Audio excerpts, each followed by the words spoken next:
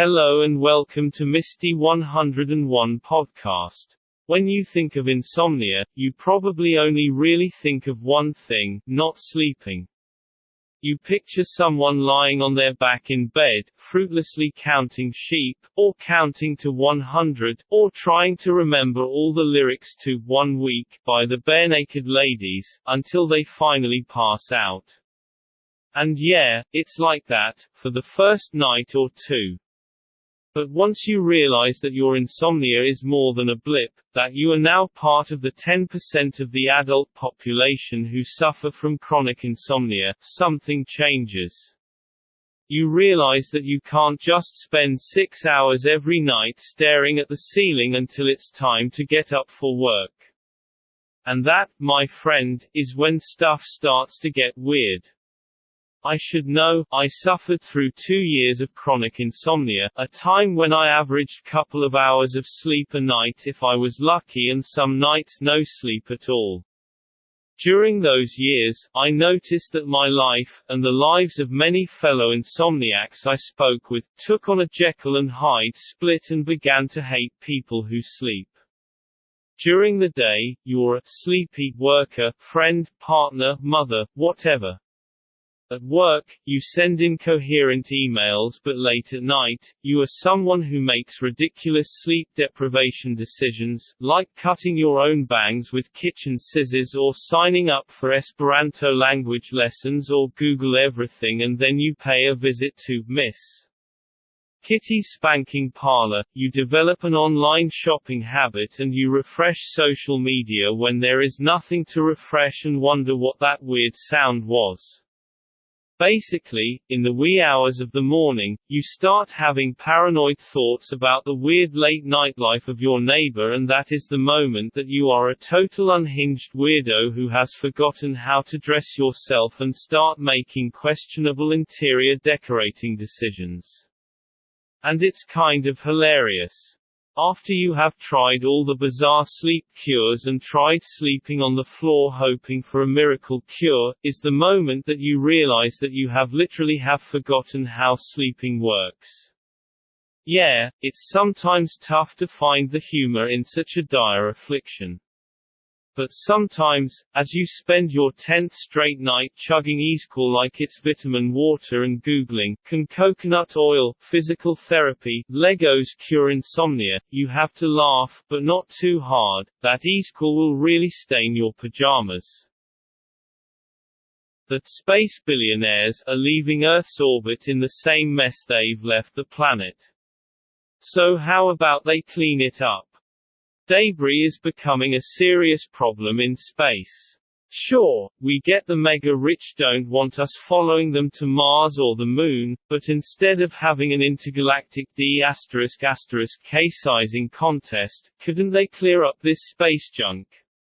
Not only is the junk, metal objects that flake off satellites, spaceships and other orbital debris, literally, out of sight, out of mind, but few are even willing to conceptualize the cleanup of such a mess, subconsciously understanding that not only did they play no part in creating it, they've never been to space, much less crossed paths with those who have.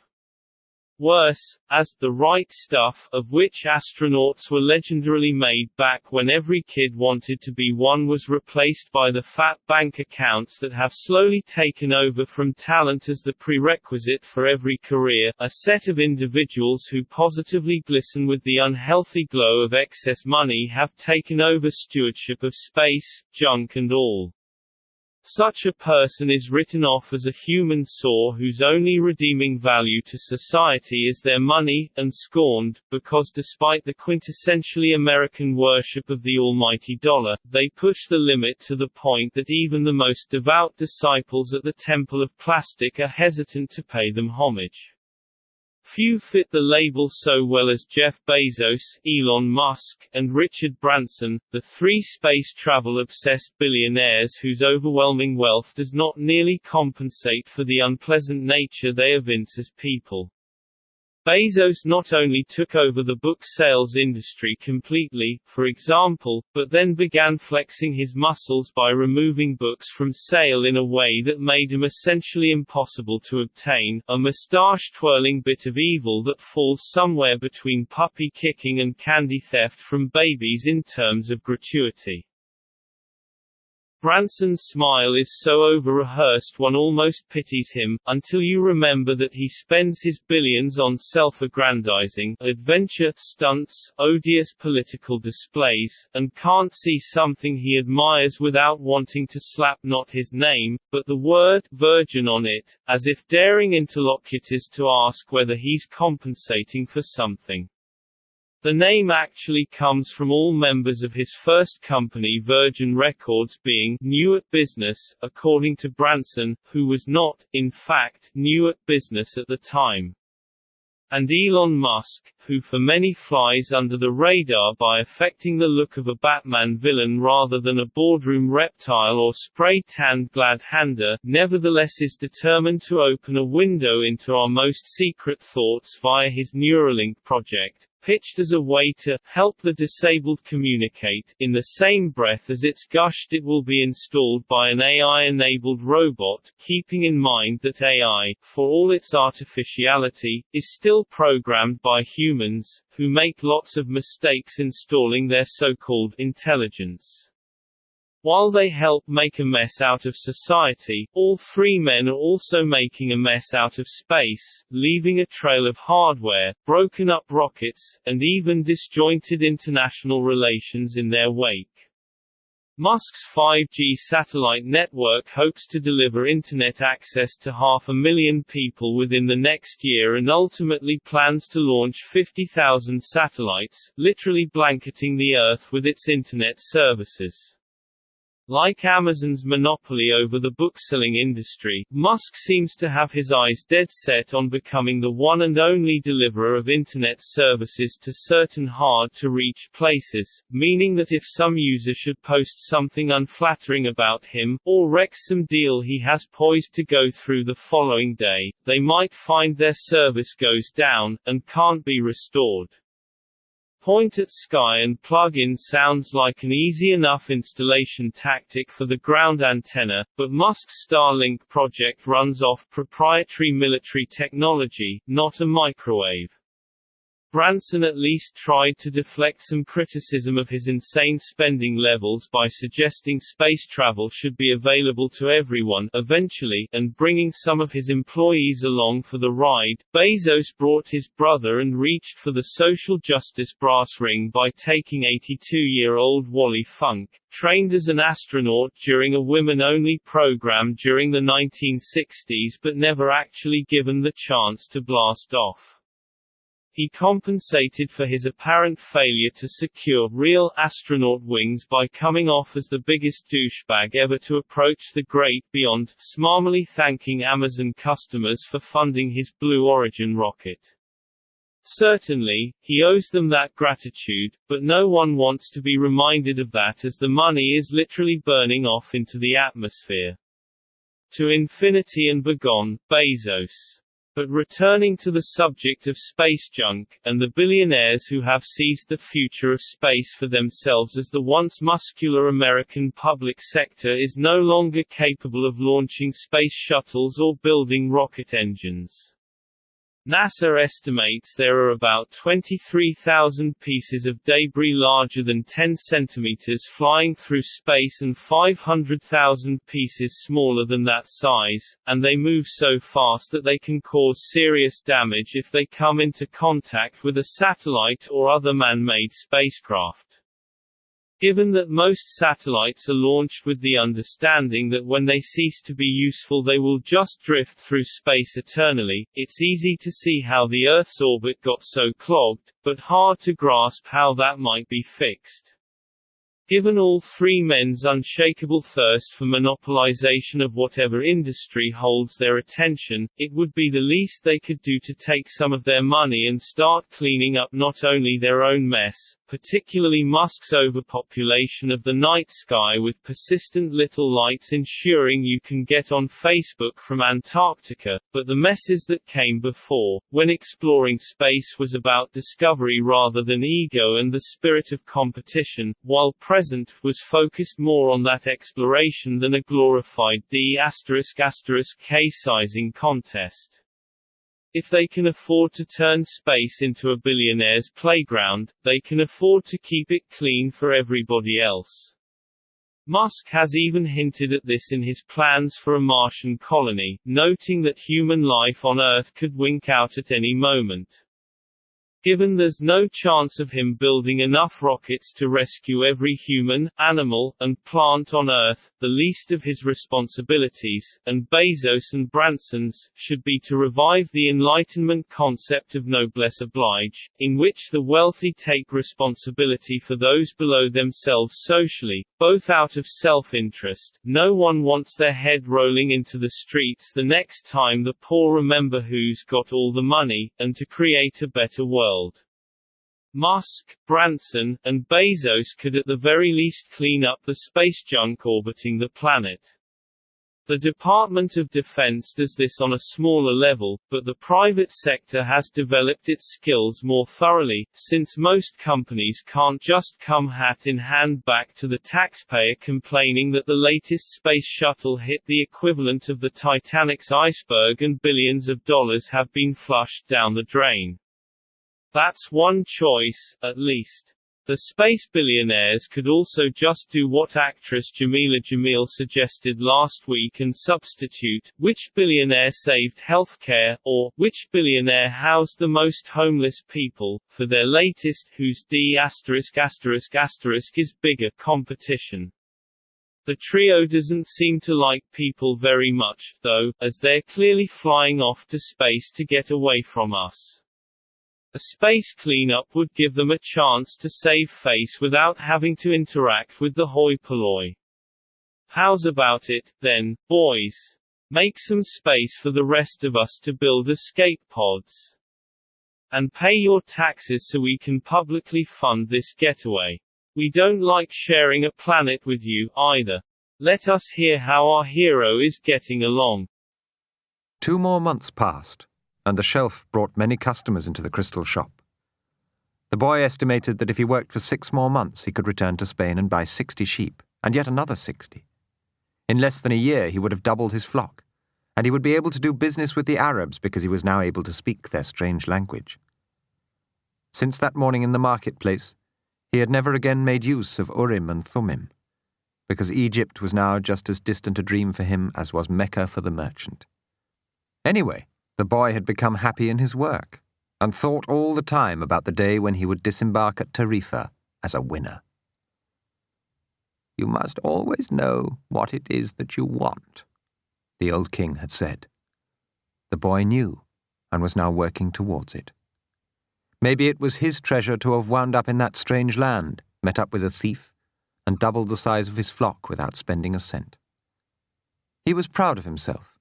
He had learned some important things like how to deal in crystal, and about the language without words, and about omens.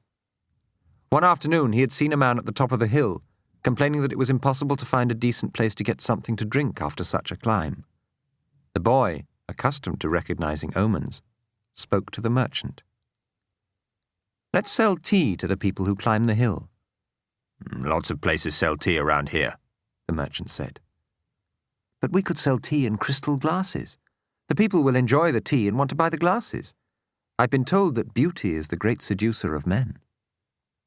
The merchant didn't respond, but that afternoon, after saying his prayers and closing the shop, he invited the boy to sit with him and share his hookah, that strange pipe used by the Arabs. "I've had this shop for 30 years, the old merchant said.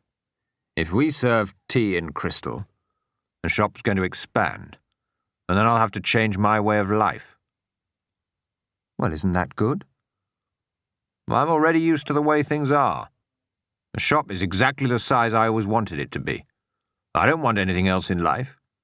But you're forcing me to look at wealth and at horizons I've never known. Now that I've seen them, and now that I see how immense my possibilities are, I'm going to feel worse than I did before you arrived. Because I know the things I should be able to accomplish, and I don't want to do so." They went on smoking the pipe for a while as the sun began to set. "Maktub," the merchant said finally. "What does that mean?" "You would have to have been born an Arab to understand," he answered. "But in your language it would be something like, 'It is written.'" And as he smothered the coals in the hookah, he told the boy that he could begin to sell tea in the crystal glasses. Sometimes there's just no way to hold back the river. The men climbed the hill, and they were tired when they reached the top. But there they saw a crystal shop that offered refreshing mint tea. They went in to drink the tea, which was served in beautiful crystal glasses. "My wife never thought of this," said one, and he bought some crystal. He was entertaining guests that night, and the guests would be impressed by the beauty of the glassware. A second man remarked that tea was always more delicious when it was served in crystal because the aroma was retained. A third said that it was a tradition in the Orient to use crystal glasses for tea because it had magical powers. Before long the news spread, and a great many people began to climb the hill to see the shop that was doing something new in a trade that was so old. Other shops were opened that served tea in crystal, but they weren't at the top of a hill, and they had little business. Eventually the merchant had to hire 2 more employees. He began to import enormous quantities of tea along with his crystal, and his shop was sought out by men and women with a thirst for things new. And in that way, the months passed. The boy awoke before dawn. It had been 11 months and 9 days since he had first set foot on the African continent. He dressed in his Arabian clothing of white linen, bought especially for this day. He put his headcloth in place and secured it with a ring made of camel skin. Wearing his new sandals, he descended the stairs silently. The city was still sleeping. He prepared himself a sandwich and drank some hot tea from a crystal glass. Then he sat in the sun-filled doorway, smoking the hookah. He smoked in silence, thinking of nothing and listening to the sound of the wind that brought the scent of the desert. When he had finished his smoke, he reached into one of his pockets and sat there for a few moments regarding what he had withdrawn.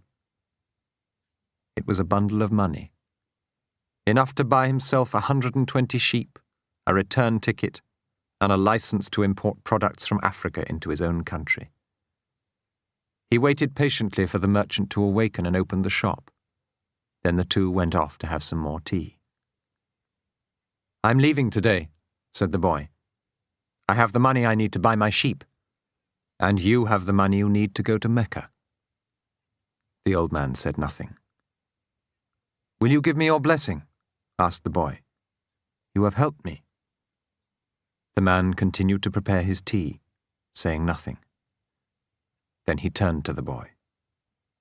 "I am proud of you," he said. "You brought a new feeling into my crystal shop.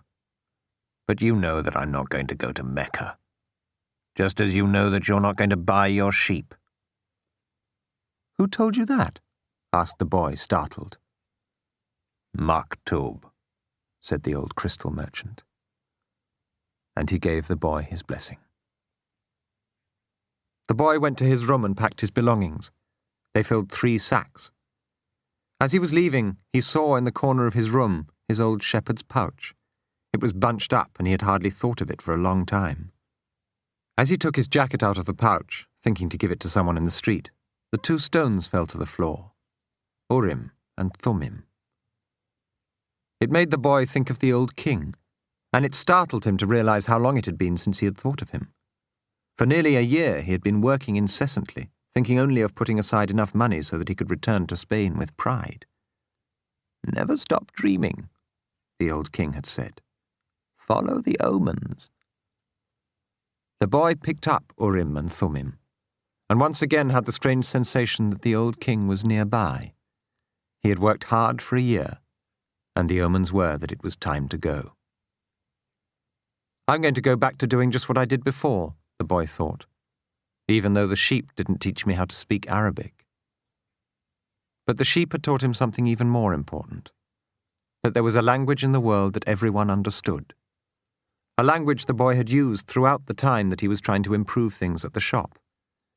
It was the language of enthusiasm, of things accomplished with love and purpose, and as part of a search for something believed in and desired. Tangier was no longer a strange city, and he felt that just as he had conquered this place, he could conquer the world. When you want something, all the universe conspires to help you achieve it, the old king had said. But the old king hadn't said anything about being robbed, or about endless deserts, or about people who know what their dreams are but don't want to realize them. The old king hadn't told him that the pyramids were just a pile of stones, or that anyone could build one in his backyard.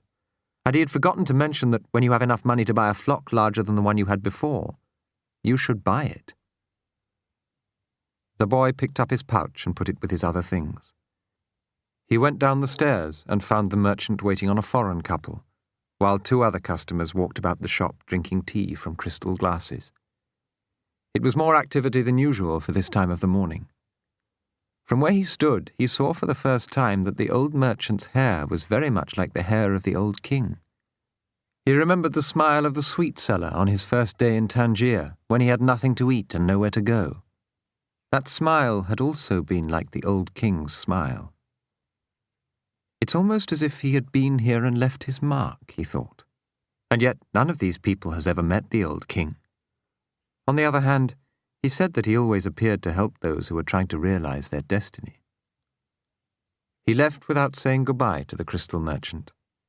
He didn't want to cry with the other people there. He was going to miss the place and all the good things he had learned. He was more confident in himself, though, and felt as though he could conquer the world.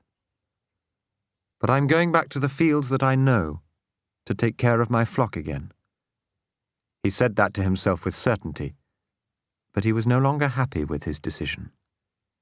He had worked for an entire year to make a dream come true, and that dream, minute by minute, was becoming less important. Maybe because that wasn't really his dream. Who knows? Maybe it's better to be like the crystal merchant, never go to Mecca and just go through life wanting to do so, the boy thought, again trying to convince himself. But as he held Urim and Thummim in his hand, they had transmitted to him the strength and will of the old king.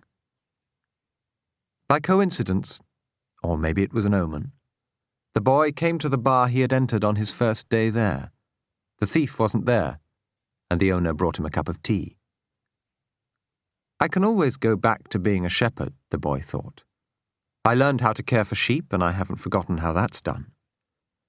But maybe I'll never have another chance to get to the pyramids in Egypt. The old man wore a breastplate of gold, and he knew about my past. He really was a king, a wise king. The hills of Andalusia were only 2 hours away, but there was an entire desert between him and the pyramids. Yet the boy felt that there was another way to regard his situation. He was actually 2 hours closer to his treasure. The fact that the 2 hours had stretched into an entire year didn't matter. He suddenly felt tremendously happy. He could always go back to being a shepherd. He could always become a crystal salesman again. Maybe the world had other hidden treasures, but he had a dream, and he had met with a king. That doesn't happen to just anyone. He was planning as he left the bar. He had remembered that one of the crystal merchant's suppliers transported his crystal by means of caravans that crossed the desert. He held Urim and Thummim in his hand. Because of those 2 stones, he was once again on the way to his treasure. I am always nearby when someone wants to realize their destiny, the old king had told him. What could it cost to go over to the supplier's warehouse and find out if the pyramids were really that far away? The Englishman was sitting on a bench in a structure that smelled of animals' sweat and dust. It was part warehouse, part corral. I never thought I'd end up in a place like this, he thought as he leafed through the pages of a chemical journal. 10 years at the university and here I am in a corral. But he had to move on. He believed in omens. All his life and all his studies were aimed at finding the one true language of the universe. First he had studied Esperanto, then the world's religions, and now it was alchemy. He had tried in vain to establish a relationship with an alchemist, but the alchemists were strange people who thought only about themselves and almost always refused to help him. He had already spent much of the fortune left to him by his father fruitlessly seeking the philosopher's stone. He had spent enormous amounts of time at the great libraries of the world and had purchased all the rarest and most important volumes on alchemy. In one, he had read that many years ago a famous Arabian alchemist had visited Europe. It was said that he was more than 200 years old and that he had discovered the philosopher's stone and the elixir of life. The Englishman had been profoundly impressed by the story, but he would never have thought it more than just a myth had not a friend of his, returning from an archaeological expedition in the desert, told him about an Arab that was possessed of exceptional powers. "He lives at the Al-Fayoum oasis," his friend had said, "and people say that he's 200 years old and is able to transform any metal into gold." The Englishman could not contain his excitement. He cancelled all his commitments and pulled together the most important of his books, and now here he was, sitting inside a dusty, smelly warehouse. Outside, a huge caravan was being prepared for a crossing of the Sahara and was scheduled to pass through Al-Fayoum. "I'm going to find that damned alchemist," the Englishman thought, and the odour of the animals became a bit more tolerable. A young Arab, also loaded down with baggage, entered and greeted the Englishman. "Where are you bound?" asked the young Arab. "I'm going into the desert," the man answered, turning back to his reading. He didn't want any conversation at this point. What he needed to do was review all that he had learned over the years, because the alchemist would certainly put him to the test. The young Arab took out a book and began to read. The book was written in Spanish. "That's good," thought the Englishman. He spoke Spanish better than Arabic, and if this boy was going to Al-Fayoum, there would be someone to talk to when there were no other important things to do.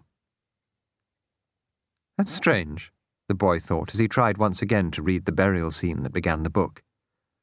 "I've been trying for 2 years to read this book, and I never get past these first few pages." Even without a king to provide an interruption, he was unable to concentrate. He still had some doubts about the decision he had made, but he was able to understand one thing. Making a decision was only the beginning of things.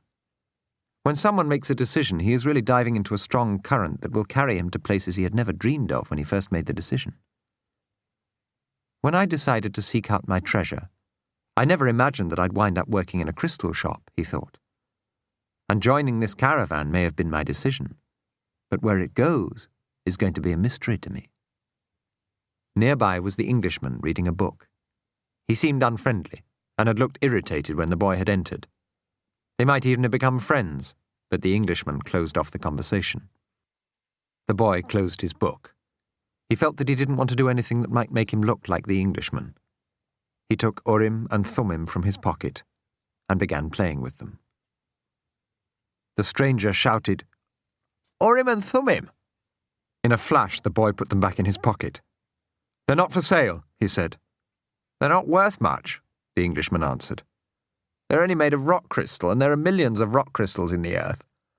But those who know about such things would know that those are Urim and Thummim. I didn't know that they had them in this part of the world." "They were given to me as a present by a king," the boy said. The stranger didn't answer. Instead, he put his hand in his pocket and took out 2 stones that were the same as the boy's. "Did you say a king?" he asked. "I suppose you don't believe that a king would talk to someone like me, a shepherd," the boy said, wanting to end the conversation. "Not at all.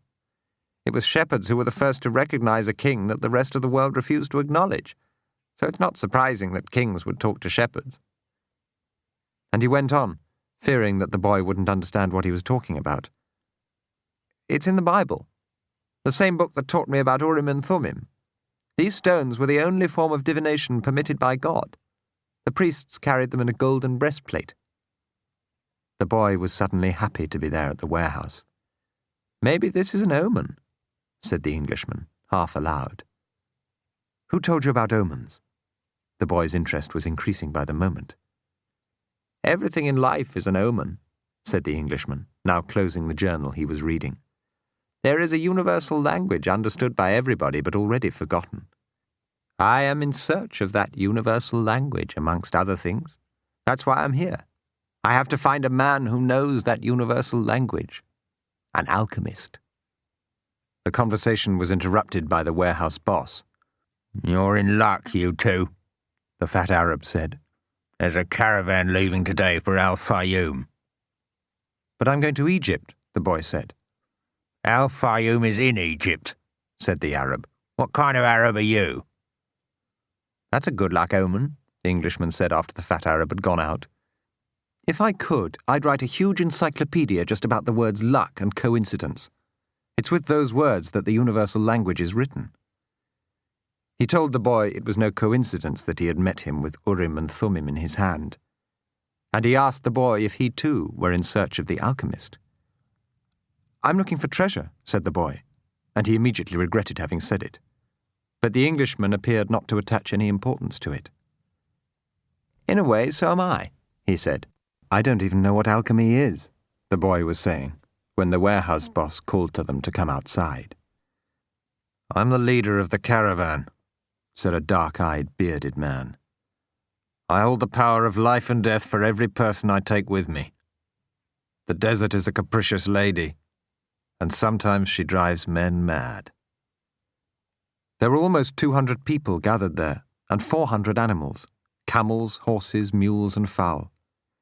In the crowd were women, children, and a number of men with swords at their belts and rifles slung on their shoulders. The Englishman had several suitcases filled with books. There was a babble of noise, and the leader had to repeat himself several times for everyone to understand what he was saying. "There are a lot of different people here, and each has his own god. But the only God I serve is Allah, and in His name I swear that I will do everything possible once again to win out over the desert. But I want each and every one of you to swear by the God you believe in that you will follow my orders no matter what. In the desert, disobedience means death." There was a murmur from the crowd.